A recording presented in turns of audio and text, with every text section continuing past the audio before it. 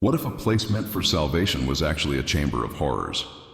In the remote forests of Maine, over 600 women walked through the gates of a so-called religious sanctuary called the Convent of Eternal Tears.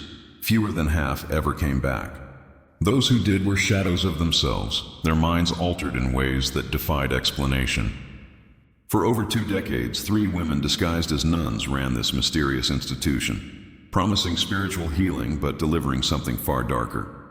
What was really happening behind those stone walls, and why did the truth stay buried for over a century? Let's dive into one of the most chilling chapters of American history. In 1798, the tiny coastal town of Millbridge, Maine, welcomed 3 strangers who called themselves the Ashford sisters. Mother Superior Agatha stepped off a horse-drawn wagon with an air of authority, her silver-streaked hair and piercing gray eyes commanding attention. Sister Prudence, tall and gaunt, moved with the precision of a surgeon, her pale hands hinting at skills few could guess. Novice Temperance, barely 22, had a haunting beauty that made locals uneasy, her dark eyes studying everyone like specimens. They claimed to be Anglican nuns fleeing persecution in England, carrying letters of recommendation that seemed too perfect. With a fortune in gold coins, they bought 200 acres of wilderness and began building a convent unlike any other. The structure rose over 8 months, a fortress of gray stone with walls thick enough to silence screams. Small, high windows and a sprawling basement with reinforced foundations raised eyebrows among the carpenters. Agatha explained it away with a serene smile. Penitence requires solitude. But the truth was far more sinister. What were they hiding in that fortress?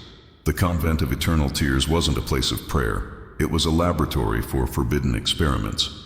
In early 19th century America, women who defied society's strict rules faced harsh consequences. Unmarried mothers, rebellious daughters, or wives who dared challenge their husbands were labeled hysterical or sinful. Families, desperate to restore their honor, paid steep fees to send these women to the Ashford sisters, who promised to reform them through Christian discipline. The sisters accepted anyone, Puritan, Anglican, or Methodist, claiming their methods transcended faith. But their real goal wasn't salvation. They targeted women society had cast out, using them as subjects for something unthinkable. Behind the convent's walls, the sisters were pioneering crude brain surgeries, manipulating minds to erase defiance and create compliance. The women who entered were guinea pigs in a twisted quest for scientific power. And what happened next would shock everyone. On a freezing February night in 1803, a young trapper named Thomas Brewster stumbled upon the convent's darkest secret. While hunting in the snowy forest, he heard screams, raw, primal cries that chilled his blood.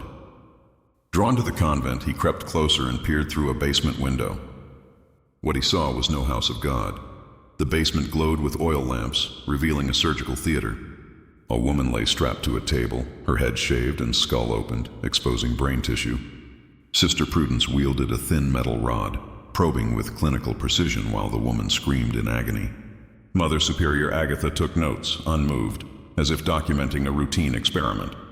Temperance passed instruments with practiced ease. Thomas fled, horrified, knowing this wasn't a one-time act but a well-oiled operation. When he told the townsfolk, many dismissed him, unwilling to believe respected nuns could commit such horrors. But one woman's courage would soon force the truth into the open. Sarah Whitman arrived at the convent in 1819, a 24-year-old from a wealthy Boston family. Her crime? Bearing a child out of wedlock and refusing to name the father, defying her parents' demands for a discreet marriage. Unlike most women sent to the convent, Sarah was educated, with access to medical texts that gave her a sharp mind. From day one, she noticed the other residents, women with vacant eyes moving like puppets, some with scars hidden under their hair. The sisters subjected her to brutal conditioning, starvation, isolation, and psychological torment meant to break her spirit. But Sarah fought back, using her time in solitary to map the convent's layout and document her findings on scraps of paper. During a chaotic thunderstorm that flooded the basement, she slipped into forbidden areas and found proof of the sisters' crimes, surgical logs, preserved brain specimens, and letters to European doctors buying their data. Her discovery lit a fuse that couldn't be snuffed out. But could she escape to tell the world? Sarah's chance came on a moonless night in April 1819. Overpowering a guard, she fled into the forest, clutching stolen documents that could expose the sisters.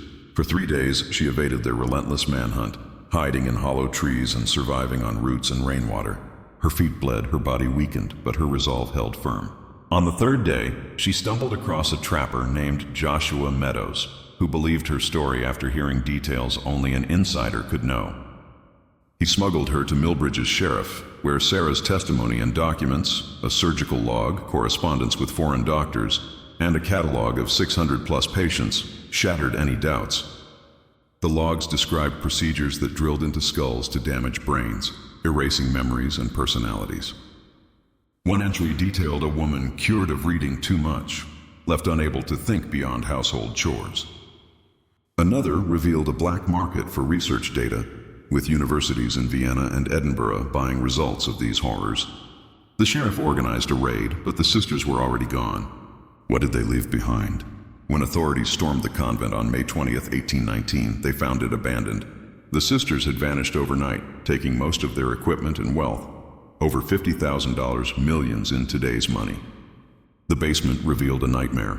A surgical theater with blood-stained tables, shelves of brain specimens labeled with patient names, and a hidden chamber with 47 preserved bodies, all showing signs of cranial surgery. Thousands of pages of notes detailed 2 decades of experiments, from personality alteration to memory erasure. The sisters, revealed as disgraced doctors Agatha Brennan, Prudence Ashford, and Temperance Ashford, had been expelled from Europe for similar crimes. Their meticulous records showed 250 women returned to families with brain damage, 50 listed as permanent residents who vanished, and 200 marked expired after failed procedures. Families, fearing scandal, and authorities, overwhelmed by the crime's scale, sealed the evidence, burning the convent to erase its stain. But whispers of the sisters' legacy didn't die.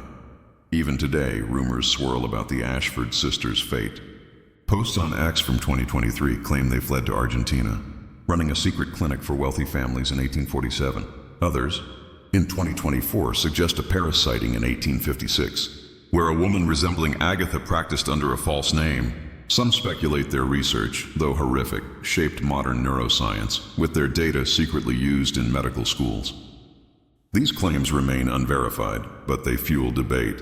Did their work influence science we still rely on? The sisters' network of collaborators, doctors, postal workers, even universities, shows how far their reach extended.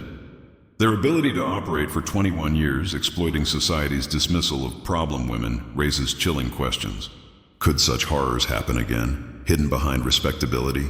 The sisters' escape and the cover-up suggest power in silence can shield even the worst crimes. The convent of Eternal Tears wasn't just a house of horrors.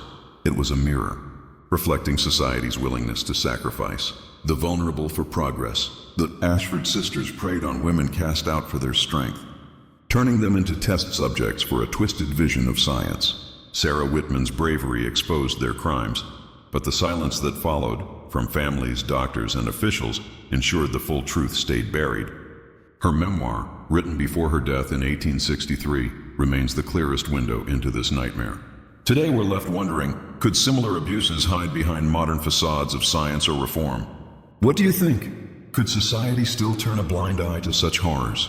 Drop your thoughts in the comments, hit that like button if this story gripped you, and subscribe for more dark mysteries that challenge what we believe about the past. The shadows still hold secrets. Let's uncover them together.